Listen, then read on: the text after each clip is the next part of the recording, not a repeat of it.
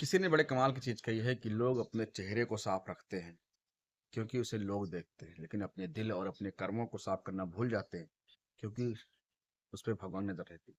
नमस्कार, मैं हूं अतुल और आप लोगों के लिए कहानी लेकर प्रस्तुत किया हूँ। जो कहानी इसको लिखते हैं वो कहते हैं कि एक दिन मेरे घर के बाहर एक डोल बजी और मैं जब बाहर निकला तो एक बहुत हैंडसम से, आकर्षक से, सुंदर से दिखने वाले इंसान खड़े थे। मैंने उनसे पूछा कि बताइए क्या हुआ, कौन है आप? तो इंसान कहते हैं कि अच्छा, आप डेली हमें ढूंढते हैं, डेली पुकारते हैं और कहते हैं कि आप सामने तो हैं लेकिन सामने दिखते नहीं हैं, और मैं आज खुद चलकर आपके पास आया हूँ, तो बता रहे हो कौन है? बोले कि नहीं पहचानता। कौन है बताइए आप। तो उन्होंने कहा मैं वो हूँ जो मैंने आपको सब कुछ दिया है, आपको धन दिया, दौलत दिया, शोहरत दिया, सब कुछ तो मेरा दिया हुआ है। उन्होंने कहा अच्छा, आप भगवान है क्या? बोले कि हाँ मैं भगवान। इतने में उसकी माँ अंदर से आवाज लगाती है अपने बेटे को कि छोटू क्या कर रहा है बाहर? कोई तो नहीं बाहर, किससे बात कर रहा है? वो दौड़ के अंदर गया और सोचता है कि मेरी माँ को नहीं दिख रहा है, सिर्फ मुझे दिख रहा है, क्यों? तो अंदर गया तो इंसान भी अंदर गए और उसकी माँ लाकर अपने बेटे को चाय देती। जैसे चाय की एक चुस्की पीता है, चिल्ला पड़ता अपनी माँ के ऊपर, माँ कैसे चाय बना है इसमें, ये बहुत मीठी है, ज्यादा शक्कर है इसमें। लेकिन फिर शांत हो जाता है और सोचता है कि मैं आज इनके सामने ऐसे बात करूंगा अपनी माँ से तो क्या सोचेंगे। अपनी माँ से चिल्लाता है, अपनी माँ से ऐसे बात करता है। तो उन्होंने कहा कि नहीं माँ, ठीक है, कोई बात नहीं, ठीक है, चाय मैं पी लूंगा। चाय को पिया और वो इंसान बगल बैठे थे। फिर उन्होंने टॉवल उठाया और जाकर वॉशरूम जा रहे थे, वॉशरूम नहाने के लिए, और पीछे पीछे वो इंसान भी चल दिया। तो इंसान जब जा रहे थे उनसे बोला कि आप कहाँ जा रही हैं? यहाँ तो मेरा पीछा छोड़ दीजिए ना, मैं नहाने जा रहा हूँ, फ्रेश होके आता हूँ। तो इंसान बैठ गया और वो नहा धोकर बढ़िया तैयार होकर बाहर नहा तैयार होकर जब गए अपनी गाड़ी में, तो वो इंसान भी साथ में जाकर गाड़ी में बैठ गया। जा रहे थे तो रास्ते में उनका फोन आया।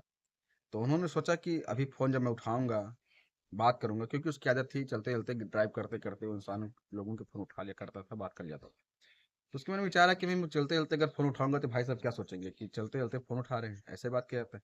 तो उन्होंने क्या किया, गाड़ी को साइड में जाकर लगाया और साइड में खड़े होकर बात करने लगे। बात करने लगे तो उसके बाद फिर उनकी आदत थी कि पैसों के बारे में डील करना। जब बात करते थे किसी से तो पैसों के बारे में, ऑफिस के बारे में डील करते थे कि इतना पैसा चाहिए, इतना पैसा नहीं चाहिए, इतने पैसे में काम होगा, इतने पैसे में काम नहीं होगा। तो उन्होंने कहा कि सोचा कि लड़के ने सोचा कि अगर मैं इनके सामने इस पैसे की बात करूंगा, कहीं क्या ये हमेशा पैसे के लिए बात करते हैं, पैसे के लिए इतना पैसा, ये पैसों के लिए काम करते हैं इतना ज्यादा। तो उन्होंने कहा कि फोन पे कहा कि हाँ हाँ ठीक, कोई बात नहीं, इतने में हो जाएगा, आप ऑफिस में आकर मिल लीजिए, काम हो जाएगा आपका। ऑफिस पहुंचते हैं, ऑफिस में चौकीदार से मिलते हैं, और उनकी आदत थी जब भी ऑफिस में मिलते थे, लोगों से मिलते थे, पहुंचते थे, लोगों के ऊपर चिल्लाया करते थे, लोगों को बहुत ज्यादा, हाँ, मतलब वो बोलते थे।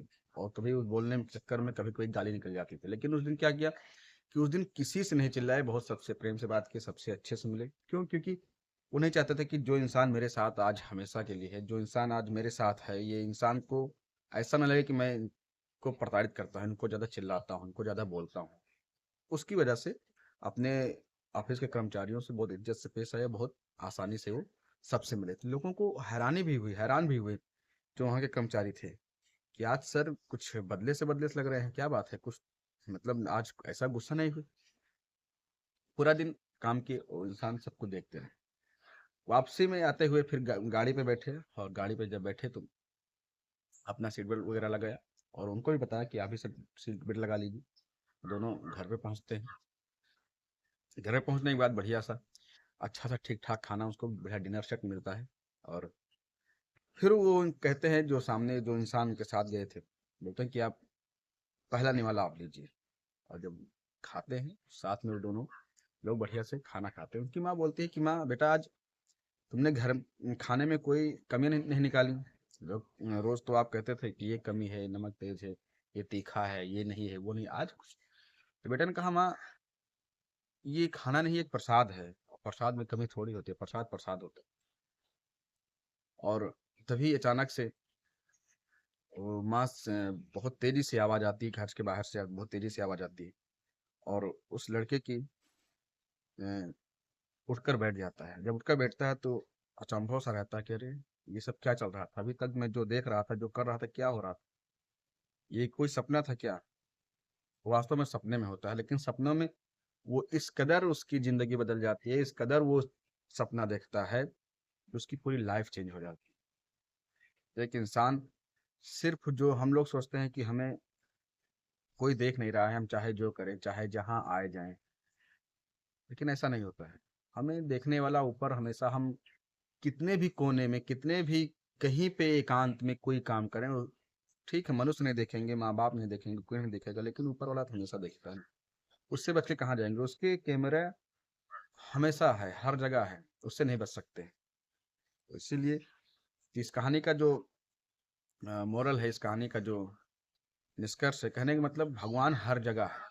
वो हमारे अच्छे कर्मों को भी देखता है, बुरे कर्मों को भी देखता है। अगर हम सोचते हैं कि हमारे अच्छे कर्म में भगवान साथ हैं, बुरे कर्मों में नहीं देख रहे हैं, तो ऐसा नहीं है। वो हमारे बुरे कर्म भी देखते हैं। हम कोई भी गंदा काम करें, कोई भी सही काम करें, सभी कामों को देखते हैं।